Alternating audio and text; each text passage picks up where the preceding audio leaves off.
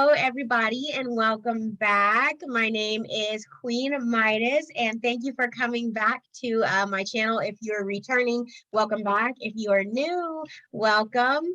Today, I have one of my dear friends, Traci Hill. I have her here.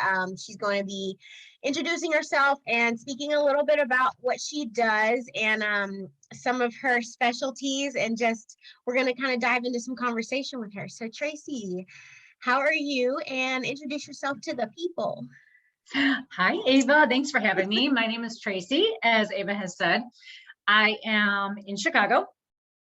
And well, I always, it depends on who I'm talking to. It depends on what I say I do. I am a spiritual coach healer / healer. And I'm also a firefighter. So I have my feet dipped into both worlds. I say the 3D world and the 5D or 4D world.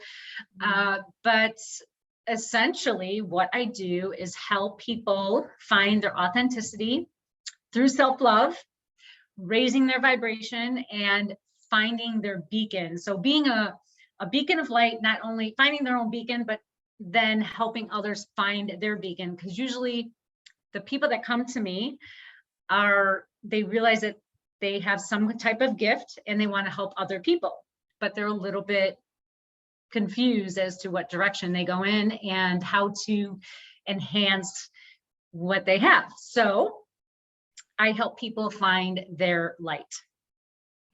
Yes, you do. And you all, Traci, I've done a few sessions with her and she's awesome. Like I've come to her and been like, just kind of in cuckoo phases of life and like confused and whatnot. And like, Traci's really good at taking like big concepts, I guess, and making them relatable and applicable and kind of guiding the way, guiding our thought process into a way that makes sense in our lives, or just like making us have to, at least for me, from experience, making me have to like, leading me to get to a point where I'm like, yeah, maybe I didn't think about it that way. Maybe I should like shift this perspective, or I need to do that thing, and then I get homework sometimes. So she's like, yes, I like assigning homework. Which is cool, especially for people that are action oriented like me, like, because just talking about things over and over again doesn't get anything done. It's beating a dead horse. I don't like that saying. It's just, just going in and spinning the wheels in a circle and not doing anything. So I really do like the action prompts that you give. So tell us a little bit about your healing services, please. Yeah, so here's the thing. So anyone who's listening right now, no matter what stage you're at on your journey, number one, the journey never ends. Never ends. Okay, we decided to incarnate here for multiple reasons, and we're all on a journey. And as you progress through the journey, you realize that there's more to do. It's kind of like getting an education. The more you know, the more you realize you don't know. And so you continue to seek out more of the truth. So whoever's listening and whatever stage you're at, know that you are fully capable of healing yourself. And by healing, I mean physical, mental, emotional, spiritual healing. So to give a little bit of background, I have a master's degree in kinesiology. I'm a holistic nutrition coach. And in 2000, I was diagnosed with multiple sclerosis. I started on medication and hated every moment of it. It was horrifying. So I started to seek out the truth. I'm like, nope, we're going full blown here. And it was, again, it's a journey, but all of it I don't take any medication now at all. And coming to realize that really deep down, what we all desire is love. And that love has to come from yourself. Once you understand that, you are fully capable of healing yourself and healing others. And all of that comes down to emotion. That emotion affects every aspect of your life. It affects your habits and the thoughts in your head and all of those wonderful things. So what you feel like let's say you're in victim mode, and that victim mode has created a cycle of you dating the wrong person all the time. Like, I'm dating the wrong person again. I'm dating the wrong. So number one, it's a belief that you've created. That's not reality. Number two, it comes from an emotion that you probably got at a very young age, that maybe you're not worthy, you don't deserve a good relationship, or you watched your parents go through this. And so you continue this cycle. And until someone kind of like slaps you in the face or snaps you out of it, you're going to keep doing it. Yep. Right? We've all been there. I can speak from experience on that one. Same. Same. Another great cycle is like the money cycle, having financial problems. And this one I can totally relate on, because it was like, I had the money, I spent it. I had the money, I spent it. I'm like, because I was taught that money is the root of all evil. And so if it's evil, I have to get rid of it. And so it doesn't have to be used for evil, right? You have to reduce or release that belief. And so a lot of what I do is I take the mental, the emotional, and the spiritual, and the physical, and I use all those aspects to help you rewire who you are, bring you back into this one, right? You are. I always ask people, like, well, I don't use this all the time, but like, who are you? And people will say, well, I'm, they state their name, their occupation. And I'm like, yeah, but those can change at any time. You can change your name if you want to. Your occupation can change at any moment. You can get fired, you get a new job. So who are you? And then it's like, well, they start doing adjectives. And really what it comes down to is I am, because you are part of source. You're created out of stars, right? You're Stardust. So you are, period. Yeah. I am. I love that. And that's so true. That's such, I've been asked that question throughout my life. I've seen other people be asked that question. And it's like the hardest question for people to answer, because it's like we're programmed to associate our identity with, our straw man, like who we are in society, or what our expectations are, or how much money we make or don't make, or who we're married to, or what we have, all that crap that doesn't even matter, everything that totally disregards who and what we are at a soul level. So yeah. Absolutely. Yeah. Like, I mean, you could say I am love and light, and that's beautiful. And I mean, you can even say things like I am a mother, but God forbid your children die or you die, you're no longer technically a mother. You will always be motherly, but the things can change. So when we start attaching ourselves to things and putting ourselves in a box, which is what 99.9% of society does, is they put themselves in a box, right? You have been checking boxes your entire life. Your race, your gender, you're this, you're that. Check a box, check a box, check a box, but you are bigger than a box. And so like Ava said, I am really good at seeing the big global picture and taking this very wide view and kind of boxing or bringing it back down to a you level. Like, yeah. Let's look at it from this aspect, because realistically, you are. You don't have to be anything you don't want to be. And that's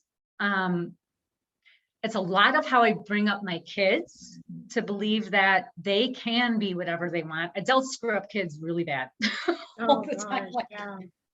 Right? They interject their own beliefs on their kids, and they tell them, like, you have to go to school, you have to get good grades. Well, maybe the school system is not the best. It's kind of jacked up, my beliefs. And therefore, the kids aren't meant to be sitting at a desk for 8 hours a day to go work in a factory. So let's expand that. Let's open up that box, right? Let's get outside those walls and see, well, really, what is the point of education?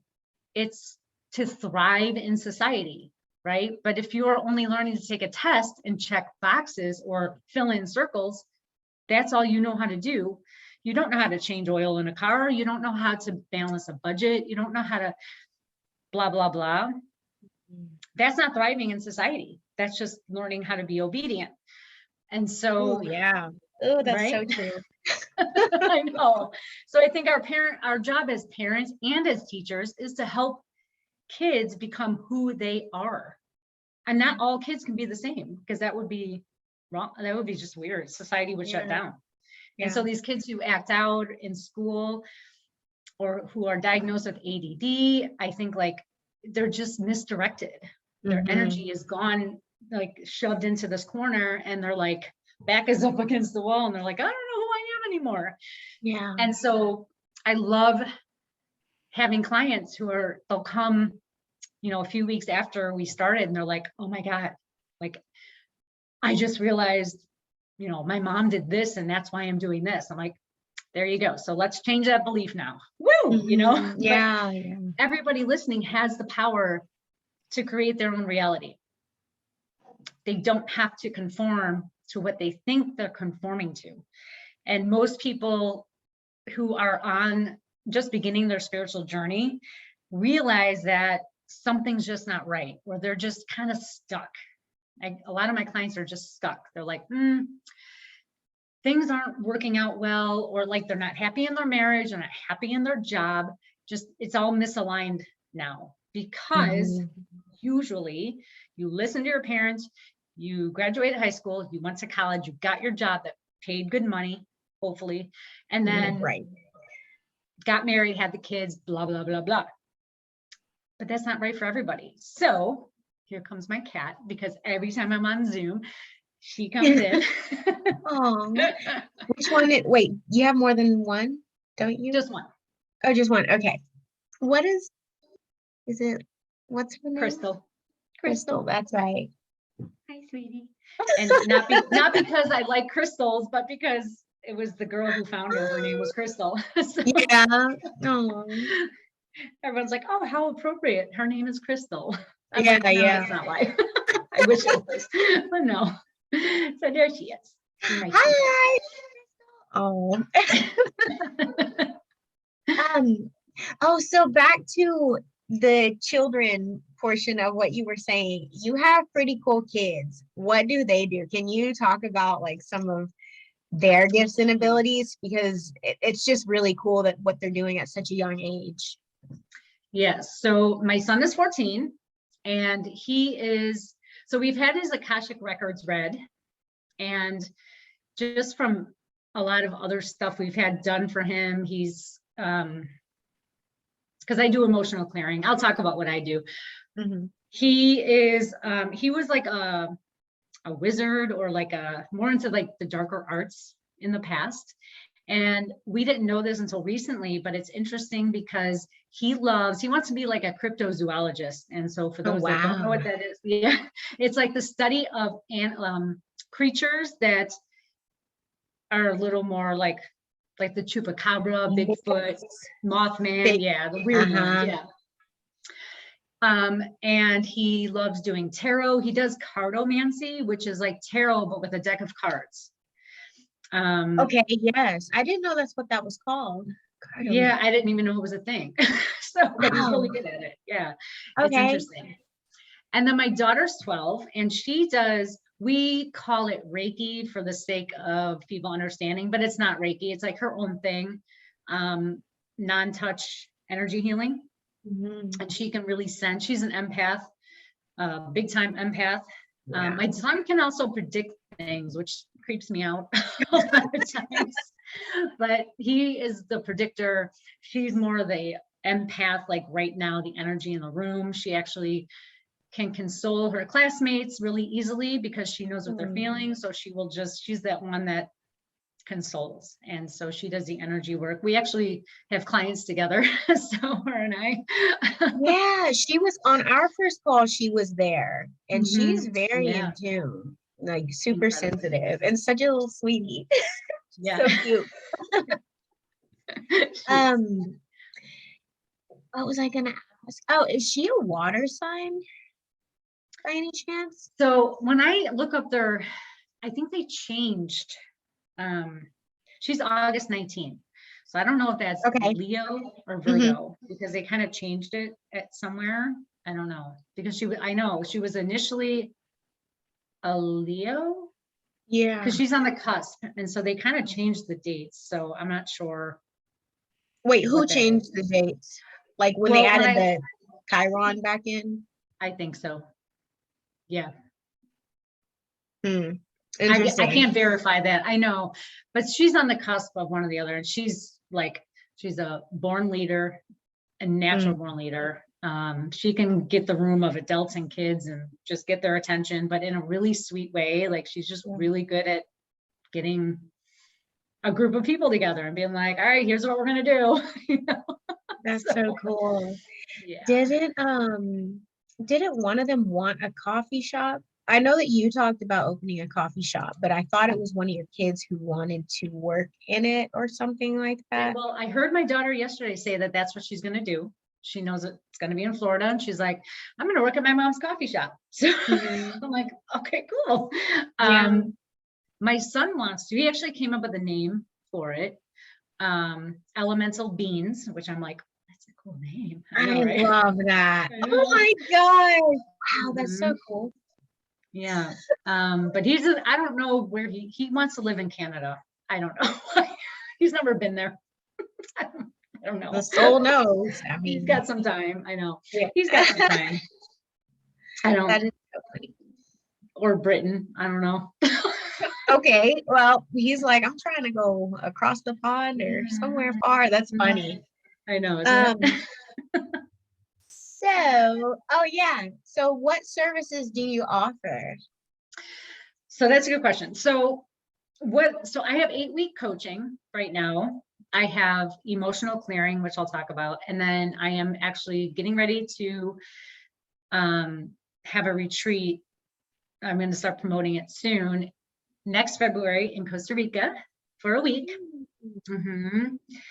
So my emotional clearing is included in my 8-week coaching. And what that is I take a magnet two magnets together, and any emotions that get trapped in your body, they affect your organs and they affect your thoughts. Some of these emotions are yours and some of them are ancestral. The ancestral ones, to me, are the most important to remove. And in the removal process, you literally do nothing. I do all the work. I just have to have your permission to tap into your subconscious. So once I'm tapped into your subconscious, I find out what's got to be removed and start removing them. Some people feel it, some people feel nothing. The effects of the removal can last up to 5 days.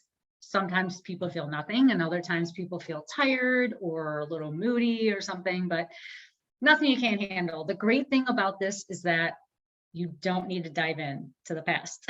So it's very subtle. I call it subtle energy alchemy because I'm just changing your energy. I'm raising your vibration, upgrading your DNA, but it's very subtle. It's a slower process than something like EMDR. But again, it's like you just don't really feel a whole lot. So some people prefer that way. So a session lasts 10 minutes. And for most of my clients, I tell them every 2 weeks is fine until we get you on maintenance. And so what I can do then is determine how many emotions you have to release. Most people start between 800,000 and 1 million. Sounds like a ton, but as you do other work, let's say you do therapy or shadow work or meditation, they will just naturally fall off too. So the more you do, the easier it is to just get you down to 0.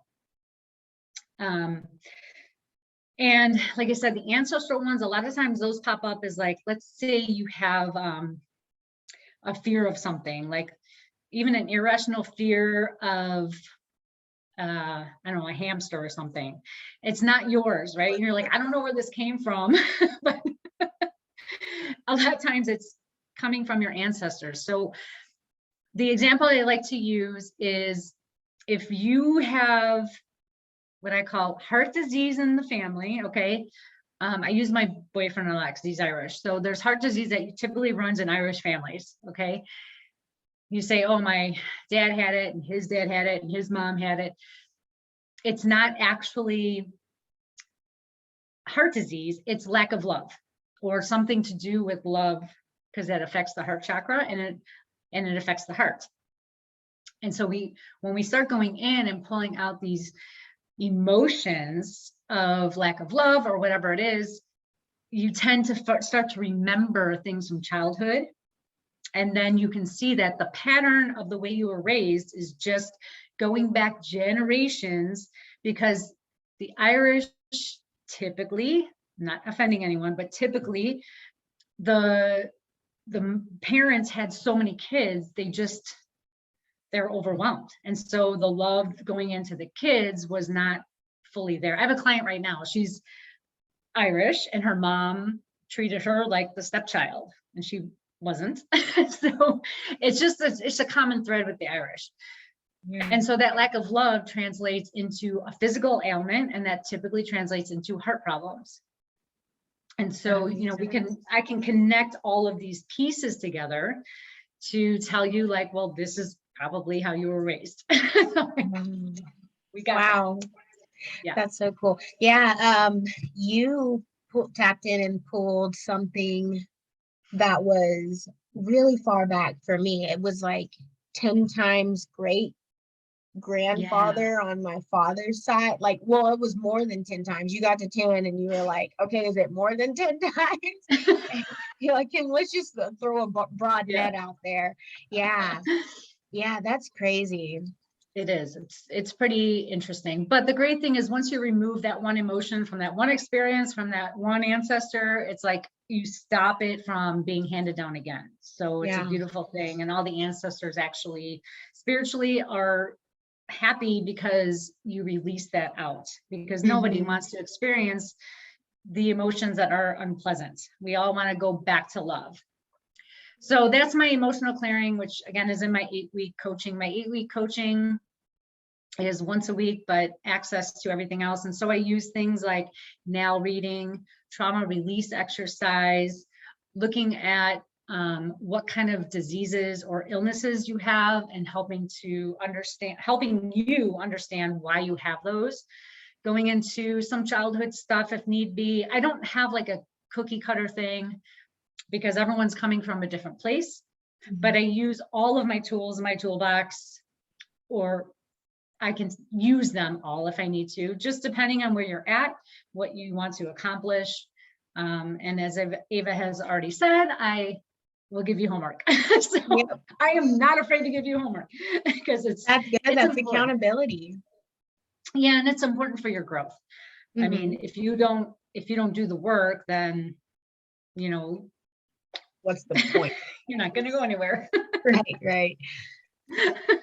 That's like showing up to class and sitting in the back corner with your face in the corner. Like you're listening, right? Yeah, exactly. Like, you can listen, but if you're not engaging and not doing, I can't do the work for you. Yeah. My job is to awaken you to know that you can heal yourself, but we have to remove some layers first, because my guess is everyone who's listening right now knows that, or wants to be some type of coach or healer for other people. And so you have to awaken yourself first, and then you can help other people. You can't help people if you haven't done the work yourself. Yeah. So and I found that people will want healing, but they don't want to show up for themselves and do the work. They'll be like, oh, well, I need this, that, and the other. Like, I need to see you for this or whatever. And then that's it for them. Of like, I don't know, like talking with them again. It's like, oh, well, how are you doing in this area? And da da da da. And it's like, oh, well, coming along, I guess. Or I haven't really been doing this. I'm like, okay, well, you will when you're ready. Like we can't do it for you. It's so true though, everybody's on their own journey, and everybody at the end of the day, we come into the world alone, we leave the world alone, and everybody's journey is their own. So it's about taking personal responsibility. And I'm speaking because I come from a place where I had to grow into personal responsibility over the past few years, along my own healing journey. And owning things and coming to realizations and being like, oh, I have the power to change that, stepping into and reclaiming our power. Exactly. And that's honestly the most important part. It doesn't matter how much you grow, it's knowing that you can and becoming sovereign for yourself, speaking up for your own self. And doesn't necessarily mean shouting it out to the world. It just means that you are responsible for yourself. Taking the blame or the control back over yourself and stop blaming other people for where you're at in the world right now, where your space is. It's being able to say, you know what, I'm going to, because I went through a really, really, really, really bad divorce. Like I was in jail, lost everything except my car. And I actually had to live out of my car for a night. So when I say it's bad, it was bad. And I was in the jail cell doing yoga when my lawyer came up and he's like, are you doing yoga? I'm like, I don't know what else to do right now. You know what I mean? Like, I was just freaking out. And so it was at that point that I'm like, I have to take control over what's happening to me right now. If I don't claim my own power, he wins. Like he's going to just destroy me. And so it was in forgiveness of myself and the situation and just saying, this happened for a reason. This is my time to come back to center and let this uplift me and not destroy me.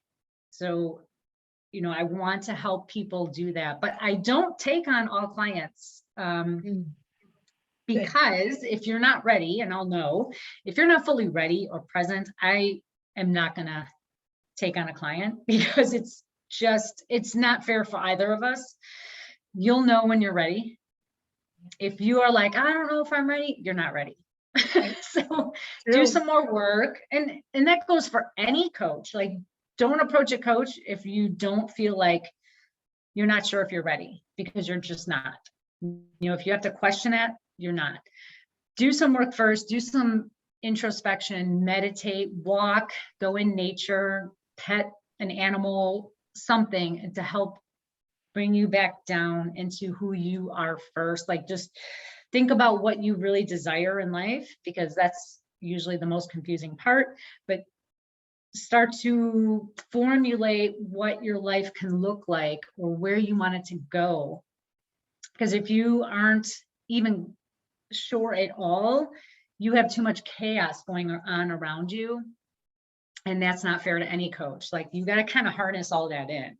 And I feel like that's a lot of people. I feel like that I'm probably right in saying that's the majority of our, especially American society, because our media, the social media apps, news, everything, there's so much information coming at us to where we're constantly bombarded with this, that, and the other. So we're in this state of, well, not all of us, the people who are conscious and present and know how to shut all that stuff out. But I feel like that is thrown at the population to keep us in chaos so that we don't find out who we are, so we don't start to turn in. A lot of people are afraid of spending time with themselves. A lot of people are afraid of silence. They have to have something in the background. They have to have the TV on, even if they're not watching it, or music playing. There's nothing wrong with playing music, but sometimes silence is powerful, and it just lets us be with our thoughts and see what actually acknowledge and face our thoughts, and especially the ones that keep playing over and over and over again that we don't realize are like the ones that are programming and dictating our behavior and our words and our cycles and the place that we are in life at that moment or keep returning to in life. So yeah, that's powerful, bringing people to that point of, sit with your crap. Yeah. And, I love that you said that, because it was just, you said it in a more like down to earth way than I said it, but there's so much distraction in people's lives. Like, people come into my house and they laugh because I don't turn on the TV for days. Like, it's just not on. I don't have music on. I sit with myself a lot. you Me know, too. it's like silence, because silence is a beautiful thing. I mean, you think about, you know, a few hundred years ago when there just wasn't a whole lot to do outside of communicating with each other verbally. You sitting in silence is really difficult, because sometimes I have a hard time like getting off of social media. I'm like, oh, you know, I got to stop because I'm getting like tired of, my eyes are getting tired. I'm feeling worn down.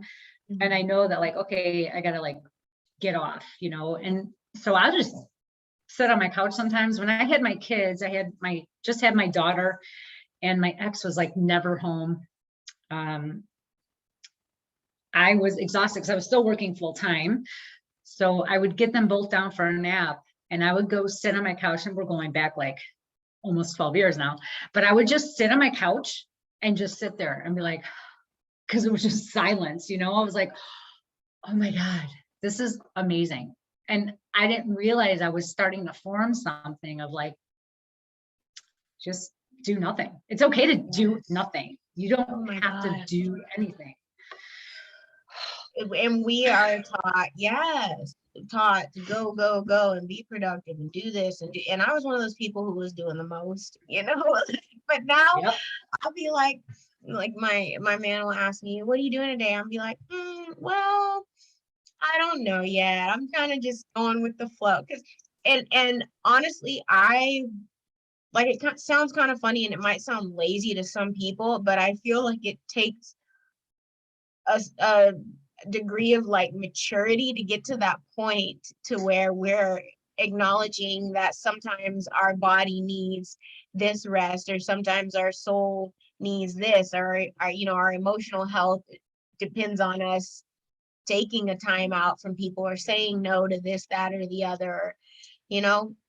Oh, hell yeah, Ava. Yes. Yes. Preach it, girl. Yes. Okay to do nothing. It's, you know, like read a book majority of the day. So sometimes like just cozy up in bed, like it comes back to self-care and taking care of what we need as a being, and shutting out other people, again, distractions, because other people can be distractions, whether it's kids, significant others, business, you know, personal business or whatever. Turning back into ourselves and nurturing ourselves. And I think you were mentioning earlier, you know, getting back to the self-love and healing within, so that we can heal and spread love and light to other people. Yes. Because, you know, if we got a dusty little lamp here that isn't, you know, the wire things, you know, aren't connecting and it's hazy, you know, we got to clean that off first before we can shine for everybody else. Absolutely. The wire Yeah. thing. And I think like maybe 10 years ago, people thought, you know, taking care of yourself meant like, oh, getting massages and facials, and like, those are great, but that's still somewhat of a distraction. Like those are actually very important, taking whatever self-care means to you. But as you just said, Ava, it's like, just sit with yourself, journal, read, cozy up on the couch, whatever it is. It doesn't have to be spending money.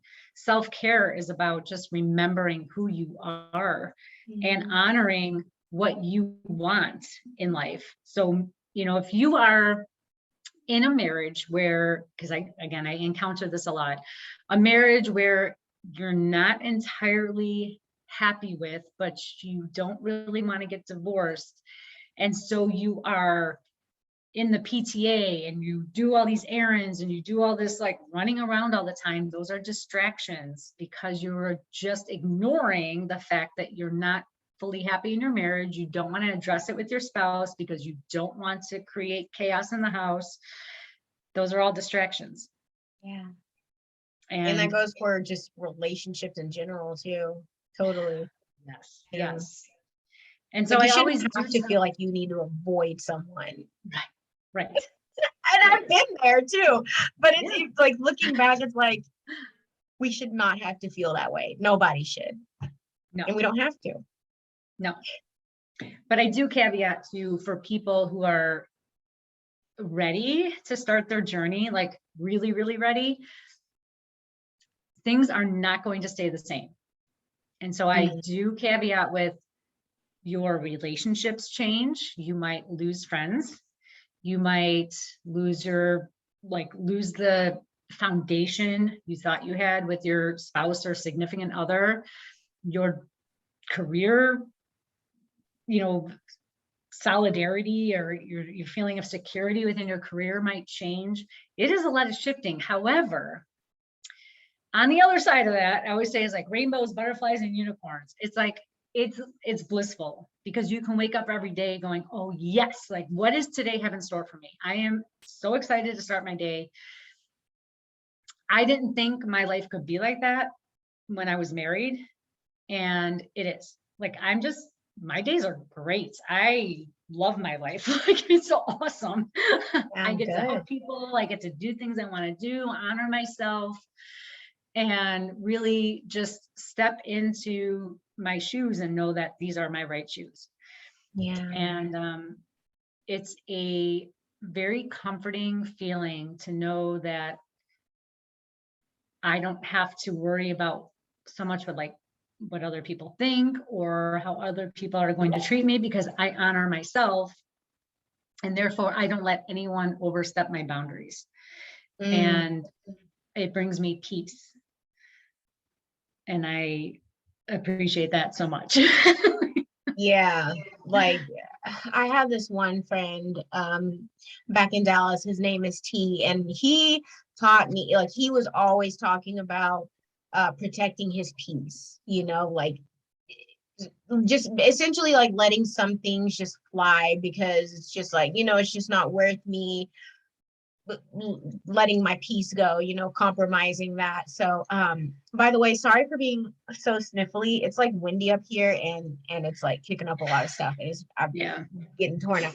But anyway, yeah, so protecting your peace, like and you said something else, about all of your life being transformed and shifting. Change is uncomfortable and scary to a lot of people. And oh my gosh, my life last summer from, let's talk about from March of 2020, especially up through like August of last year. It was just, I just had to sit back and be like, okay, well, whatever's happening is happening. Just laugh at stuff, because things were just falling through left and right, people coming, going, and I'm like, whatever, and I got to the point where I realized the things that are falling away are not for me anymore. I'm vibrating out of these things. We're not in alignment. And it's uncomfortable at first, but then when you shift your perspective, it's a blessing, really, because it's like I'm passing these levels and everything, and these things that served me at one point don't serve me anymore, and that's okay. You say thank you, and you let them go with grace. And yes, because I remember we were talking last summer, and you had a situation I remember you were very upset about, and I'm like, but it's not meant for you. Yeah. And you're like, yep. You want to hold on to it because that change is scary, Yeah. But you have to find out yourself, right? And so now you get it. And so that's like a lot of my coaching is, it took me 10 years to figure out this stuff. And I don't want that for other people if they don't want it, right? Like, we can get over this stuff a lot quicker if you have someone to guide you. I didn't have anyone. Nobody talked about this stuff when I was going through it. That's 20 years ago. Sounds crazy to say that, but that was almost 20 years ago that I was going through it, and it's challenging. It's so challenging on your own. It doesn't mean it can't happen. It doesn't mean you can't do it. It's just that if you have someone to guide you and help you understand the process and know that you're not alone. And I'm not even saying just me. There's a million of us out there that help people like this. And just, I'm not right for everybody. You find your path. There's so many different ways of healing yourself that, it's just individual. Yeah. So find someone you resonate with to help you when you're ready. Yeah. When the student's ready, the teacher appears. Do you want to talk about your retreat? I know that you did Was it one last year? Mhm. Was it Yeah. last year? Okay. Yeah. Yeah. It's been challenging, obviously, for obvious reasons. Yeah. So, well, I have one in October, and this one is more geared towards people with autoimmune diseases. I have a partner in that one. That one's going to be in October, but February is mine. And like I said, it's in Costa Rica. It's in the blue zone. And if you don't know what the blue zone is, go look up that. We have the whole resort to ourselves, and it's going to be 7 days. And it's going to be pretty intensive, meaning, a lot of retreats are go wake up, have breakfast, go do some yoga, go do some breath work. The day is yours after that. That's not quite what this one's for. There's going to be a lot of ceremony. There's going to be cacao. There's going to be, all of your senses are going to be enhanced. We're going to be working on every aspect of you. It's right on the ocean, on the water. So we're going to be doing water and fire ceremony and all kinds of amazing things, sound healing, just all of it, and journaling and meditation and movement and yada yada. So it's going to be a little more intimate. It's not huge, I still have to figure out how many people I can have, but it's around 20. Not necessarily, it can be co-ed. So I already have a couple who said they want to come. I haven't advertised it yet though, and I don't know the cost, but it's going to be amazing. We're going to have a chef, and yeah, that's all I know, but it's beautiful. They have a pool and it's beautiful there. Super excited. Sounds so awesome. When you said ceremony, I was going to ask if you're doing ayahuasca, but I saw one of your posts on Facebook about the cacao ceremony. I've never heard of that before. So that is real chocolate from the cocoa bean, right? And it's unprocessed. So it can only come from 20 degrees north or south of the equator. And it's a healing food. Okay, it's got almost all of your essential micronutrients in there. And it is incredibly healthy. It's got the really good fats and magnesium and D. It's amazing. It actually helps your metabolism. It helps your liver. It also helps with cognition. And so when you drink it in, what they do is they pluck the plant, the bean, they have to dry it in the sun.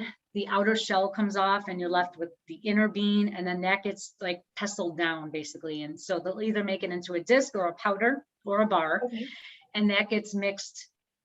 Well, you can mix it with many different things, but typically a ceremony it's water, a little bit of sea salt, some cinnamon, and then I add coconut oil to mine. You can add honey, you can add flavored milks, or whatever floats your boat. It's very, very bitter. So when you drink it the first time, a lot of people are not attuned to this bitter taste because they're so used to eating very sugary foods that they drink this expecting it to taste like hot chocolate, and it doesn't. So they're like, whoa, but it does get rid of a sweet tooth after a while. After you drink this, you're only drinking about 6 ounces, 4 to 6 ounces a day. And sometimes I drink it in ceremony for myself. Sometimes I don't. But when you do, you can ring some chimes, you can meditate, you can write, you can move around. It depends on where this cacao is coming from, how it was grown, and what it's meant for. Sometimes it's just meant for yourself. Sometimes it's meant communally. But what it always does is open up your heart chakra, and helps ground you because it's coming from the earth, Pachamama. So it helps you to really see that you are part of the bigger picture, and you're not just this one little individual speck. Can feel that way sometimes, but you are, right? I am. So I am consuming more of what is coming from the earth, which that I am. Yes. Oh, I love that. Oh my gosh, that sounds really awesome. I want to know more about it, especially when the time gets closer, or when you start advertising for it. I was going to ask if you had a link, because I want to link your contact information in the description box. But if you're not, for that specific thing, if you're not advertising yet, then obviously we can't do that. But I mean, I'm sure I'm going to have you back on my channel again. But where can the people find you? Like what platforms are you on? I am on Facebook. I am on TikTok a little bit. And then my website, it should just be about done this week, is consciousevolution.coach is my website. And that's what I brand myself as, is Conscious Evolution. And that's also my Facebook page and my TikTok and all the fun things. And then, you know, I go through phases of being on social media and then like, okay, I got to step back for a while because, you know, it's overwhelming. So you can also email me at changeyourlife@consciousevolution.coach. And yeah, that's all I got. Okay, awesome. Yeah, I'm going to link your Facebook, TikTok, and website. Oh wait, your website's being worked on, but your email. Yeah, so if anybody wants to get in touch with Traci and, you know, connect with her and get any of her awesome skills and services, like, go ahead and do it. I've worked with Traci. I mean, I also know her personally, but she's helped me work through some like sticky areas in my life where I just felt kind of like I needed a nudge forward. And it's really awesome and really powerful what she does and what she's helped me to tap into in personally, you know, so I highly recommend her.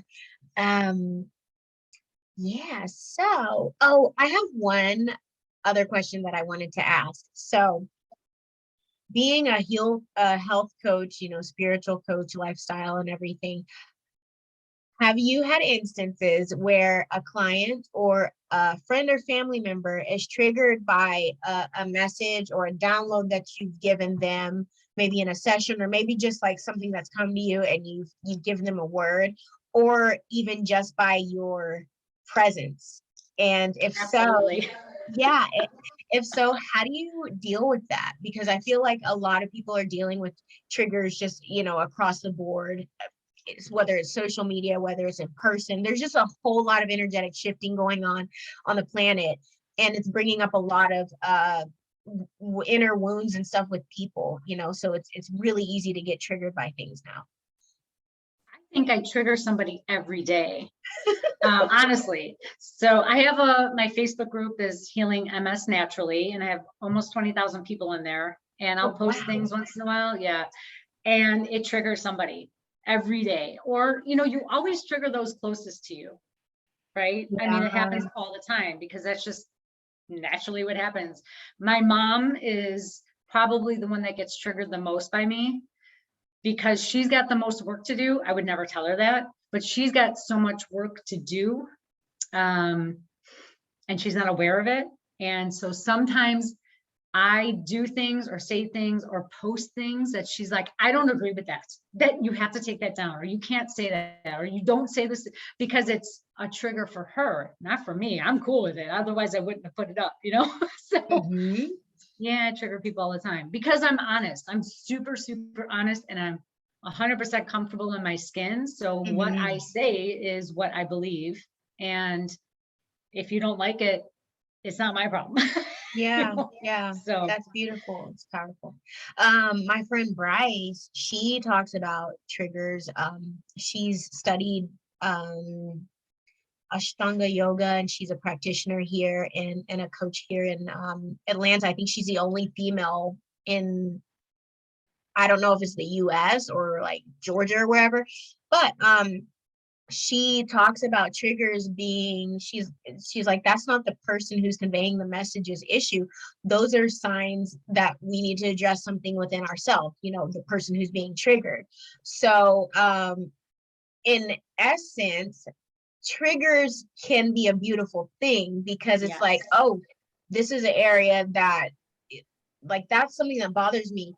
what is the lesson there? You know, what can I take from this? Because when we acknowledge it and address it, we can alchemize that situation and rise above it, and, you know, can work through that trauma and break that cycle of whatever it is that's hurting us or 100%. And that's like the start of shadow work, which I'm actually doing a class tonight on Meetup.